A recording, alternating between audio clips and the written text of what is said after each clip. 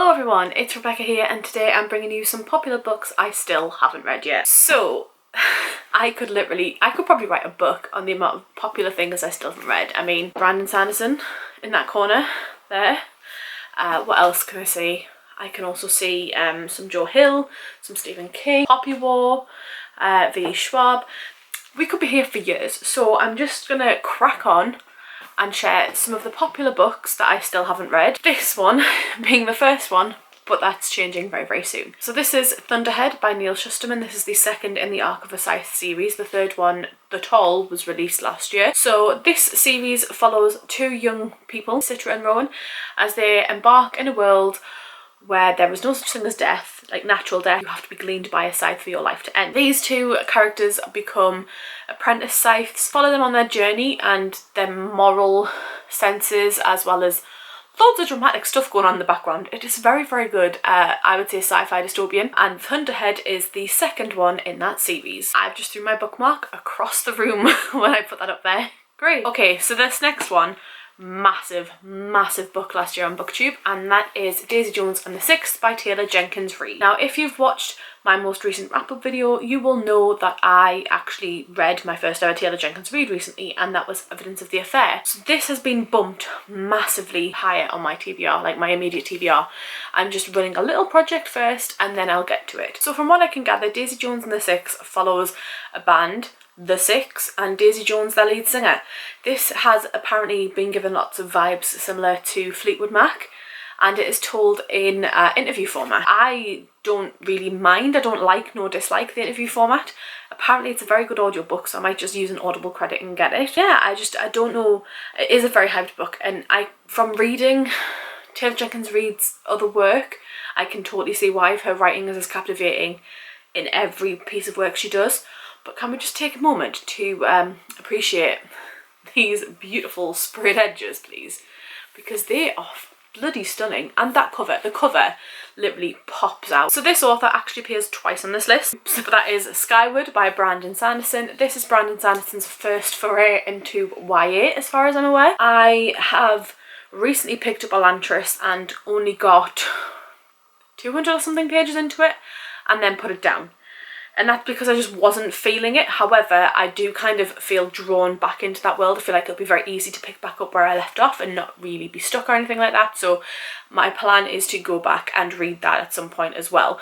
But Skyward, as I said, is his first foray into YA, and all I know about this is yellow sprayed edges. But all I know about this is it follows a young girl who wants to become a space captain but cannot become a space captain because her father was one and was disgraced or something. But that is all I know about this. This is the inside flap. I mean, that's just really pretty as it is anyway. And then yeah, I think I will pick this up soon. But it follows Spencer. As I said, all I know is it is a sci-fi, it is YA, and it follows somebody who is trying to do something she's been told she cannot do because of somebody else's actions previous to her. She's totally going to try and do it. Like, obviously you would, wouldn't you? Like, next up we have a very, very popular book, first in its trilogy, an insanely popular trilogy on YouTube actually, and that is The Cruel Prince by Holly Black. This one, I picked this one up a while ago. I think book 2 and 3 hadn't even been released yet. I think the paperback was due to be released of this, and I picked this one up. I just picked it up because I was like, that's a title I recognise, that's an author I recognise, it has a crown on the cover, I need to read it. So I just didn't read it. And a lot of people love this series, but I'm starting to see a lot more people not enjoy the first book at least. So I don't know what I'm going to do. I do want to get to this and see what Holly Black's writing is like, because I haven't tried her writing, but the negative feedback I've heard kind of sways me more than the positive, which is quite sad. So it seems fairly short. I mean, it's like 300 and something pages. Yeah, 350-ish pages. I don't know, I know nothing about this. I did at the time.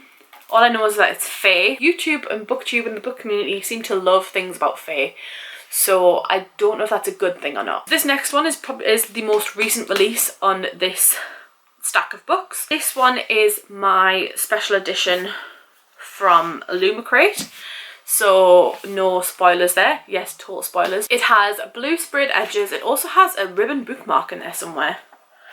I don't want to take it out in case it's left in that page for a reason. But that is The Starless Sea by Erin Morgenstern. I'll show you the spine, because it doesn't have the title on the front. From what I know about this one follows a story within a story, and everybody was raving about it. As soon as this one was released, everyone was like, I need it now, this is unbelievable, I want it, I need to read it. And I was somebody who didn't enjoy The Night Circus. In fact, I DNF'd it before I even hit 50 pages because it was just too airy-fairy. However, this one did appeal to me a little bit. Can't remember why. I want to say because Illumicrate did it, and usually Illumicrate books, they suck me in and I really enjoy them, or they're very captivating anyway. So that was the main reason why I wanted to keep picking this one up. So Erin Morgenstern actually wrote a letter inside of this one. It says, Dear Illumicrate reader, 8 years ago the Night Circus arrived without warning. Now you are invited somewhere older, somewhere deeper, somewhere darker. Now you are invited to sail the Starless Sea. The Starless Sea, I can't get my words out. Seek and you shall find. Bon voyage, Erin Morgenstern. It's told in book 4, as in like book 1, book 2, book 3. I'm not 100% certain what this follows, other than it's a story within a story, as I've already said. So yeah, I don't know when I'm going to get to it though. There's a shock. And the last one is a popular series, a popular author who was already featured on this stack, and that is Missborne, The Final Empire by Brandon Sanderson. This is his first series. Before that was Elantris and Warbreaker, as far as I know. This is kind of where everything, oh hello, I believe this is where everything kind of kicks off.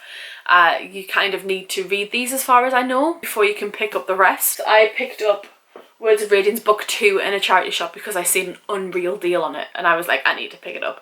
So I picked that one up, but obviously I need to read book 1. And as far as I know, I need to read this trilogy before I can read those. So that is why this is on my list. This one, for as long as I can remember, I've watched Peru's Project. For as long as I've been a part of this book community, I've watched Reagan. And she absolutely adores Brandon Sanderson's worlds and writing and style and plot and characters, the works. She absolutely adores it.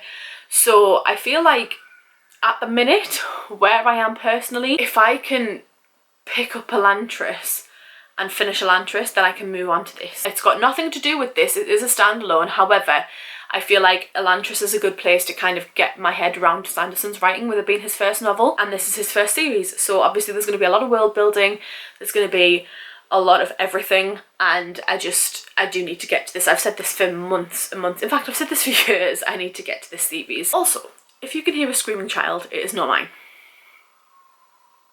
It is one of my neighbours. It is not mine. I just want to hold that out there. I don't want people to think, what a bad parent letting a child cry. It's not my child. So there we have it. Those are the books that I need to get to, popular books that I need to get to that I still haven't read yet. Have you read any of those, or are you the same as me and you haven't? And which ones do you need to prioritise? Let me know in the comments down below and we can have a chat maybe. So if you open the description, there will be a link to all of my social media channels, my Goodreads, you can go friend me on there, my Twitter, my Instagram. And of course, if you would like to see more videos from me, don't forget to click that little subscribe button and maybe even the bell icon, because my posting is so inconsistent. So that is it for today's video. As I said, happy to chat in the comments, and I shall speak to you all soon with another video. Bye!